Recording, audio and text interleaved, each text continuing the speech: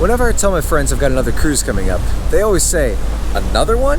Which to me means either, how are you getting this much time off? Or, how are you paying for these things? So in this video, I'm going to break down our exact costs for our last cruise on Allure of the Seas, 7 nights out of Port Canaveral. So stay tuned to the end so you can hear the total cost, and I've got 7 money-saving tips that you can use to steal cruises just like I do. When I think about pricing for cruising, I think about 3 main components. Number 1 is all the travel. Number 2 is the cruise fare. Number 3 is the onboard spending and excursions. Now with the cruise fare, be warned, the advertised price on the website is really just kind of a starting point. That's for the lowest fare with no further options. From there, it goes up based on a non-refundable or refundable fare. I always recommend the refundable even though it's more expensive. It goes up if you pick the room. It goes up for nicer room categories. But for each one of those, you have to weigh the pros and cons for you. I used to be the cheapest person ever when I was booking these trips. And now that I've got 2 kids, we need connecting staterooms, and we want to be a little bit more choosy with where we're staying. And because of that, I have to pay a little bit more. Again, you got to weigh the pros and cons and figure out what's right for you. Now, let's go back to my onboard office so I can go through the exact numbers for each piece of this puzzle. So the first and largest component of this trip was the cruise fare itself. We had 2 connecting Central Park balcony staterooms, and the cost for those was $1,839.10 times 2. After that, I always buy travel insurance because you never know what's going to happen. My wife has a heart condition, I have a history of doing dumb stuff, and we've got 2 little kids. I don't want to chance something if someone gets sick or in trouble on the ship or in Mexico or in a less developed port. So for us, that was $161.92, and that was money well spent if you've watched our cruise videos, because we had a major travel delay on the way down to the ship. Next up is the money we spent on excursions, and for the Allure of the Seas trip, we really only went on 1 excursion because we were also in Coco Cay, where you can just get off and have an amazing day. Now that excursion was to Playa Mia in Cozumel, Mexico. Because our daughter's under 4 years old, we only had to pay for 3 people, so that's $30 times 3. Next up was our airfare, and to be quite honest with you, I haven't paid for a flight in about 10 years. So with this one we booked on Southwest. I used Rapid Rewards points and a companion pass, so the only out-of-pocket expense was $5.60 for each person for each way. I looked up what the flight costs would have been had we paid for them, and it would have been probably $250 to $350 per person round trip. Alright, so picking up from where we left off, we've talked about the cruise fare, we've talked about the airfare, we've talked about the insurance, we've talked about the excursion.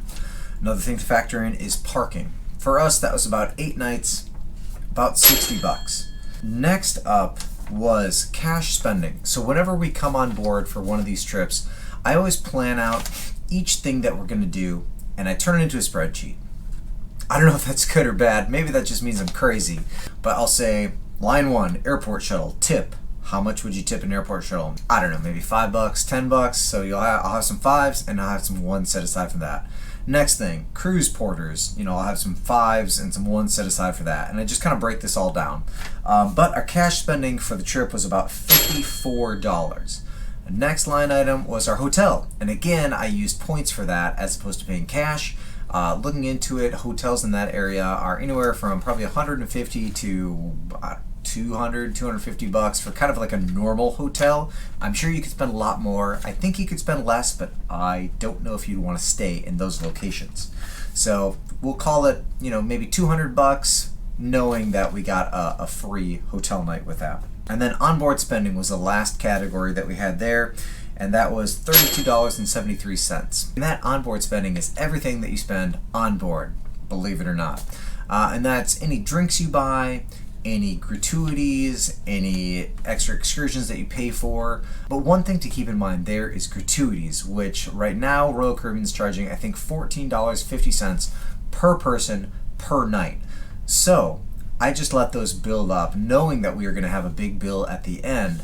But the nice thing was, because we used a travel agent, she gave us a nice kickback of something like $150 per stateroom, and again we had 2 staterooms, so that really wiped out a lot of the onboard spending and really the gratuities that we had. Now, The crazy thing that happened with this trip was the fact that we had our flight canceled on the way down. So we had some additional expenses there, but they're mostly offset by the travel insurance. So we had Spirit, which was $591.56 for the 4 of us to get down there. Rental car for $153. We had some gas for that. We had some additional food that we picked up. But all of that was covered by the travel insurance. So I'm going to call that a wash. And then the last thing that we spent was getting home. So I was planning on taking an Uber from Port Canaveral to the Orlando International Airport. But honestly, when we walked out of the cruise terminal, there's a deal to sign up for $60 for all 4 of us to get back there. I figured that was going to be a little bit cheaper than an Uber, also a little bit easier and a little bit more comfortable. So we had that last line item of $60. So you add that all up, and if my math is wrong, I'll put the correct number on the screen. But right now, I think that adds up to about $4,181.65. We'll put the right number on the screen though, just to be sure. And that's before factoring in airfare of probably another $1,200 and a hotel of probably another $200 on top of that. So if you factor those in, you're almost at $5,500 for the whole vacation. Okay, so thanks for making it to this far in the video. I'm sure you're curious about how much a vacation like this costs, but just to make it sweeter for you, I've saved these tips for the end. So how can you save money? Because I think that's still a pretty good deal on a cruise like this for 2 staterooms for 4 people for a full week. Okay, so tip number one, book well in advance. Okay, cruises typically go on sale 2 years before the sailing, so you can book 2 years out, and as they fill up, the price goes up. So what I always do is I always book a refundable deposit. They've got non-refundable and refundable. You can guess what they mean. But that allows me to lock something in for 2 years out. Sometimes I don't even tell my wife. And then if we want to go, we go. And if we don't want to go, we cancel it. We get the money back on our credit card in a day or 2. Tip number 2, travel during non-peak times. And for us, we found that to be fall and winter. Specifically, January, February, nobody really wants to go on a cruise. But if you live in a northern state, that's an amazing time to escape winter. Also, the fall, so like October, November, kids are just getting back to school. Holidays haven't started yet, so there's this like lull of leisure travel time. Tip number 3, use a travel agent. And this isn't because they can save you time and hassle. I find the best way to work with a travel agent is say, I'm interested in this sailing, or this sailing. Please give me quotes. But the real trick here is, number 1, oftentimes a good travel agent will have group space, which means if you think you can book it for whatever, $1,000, they might be able to slide you in there at $900 and save you some serious coin. And then the second thing is the onboard credit that I mentioned earlier in this video. Just for booking with our travel agent, we got an extra $150 or $152 of onboard credit per stateroom and a specialty dinner for 2 per stateroom, just for booking through her. Tip number 4, book smaller, older, less desirable ships. So if you want to go on the brand new ship, you're going to pay a premium. But we booked on Allure, which hasn't been upgraded yet, but it's still an Oasis class ship. It's a great ship. So look for those. I find that Allure of the Seas and ships like Navigator, Mariner, Independence, Liberty, Freedom are all kind of overlooked, but they're all really great ships. Tip number 5, sail from less desirable ports. Miami, Fort Lauderdale are hot. That's the cruising headquarters. But if you can sail out of Port Canaveral or Galveston, you can usually get better fares. Number 6, be flexible on your itinerary, your ship, etc.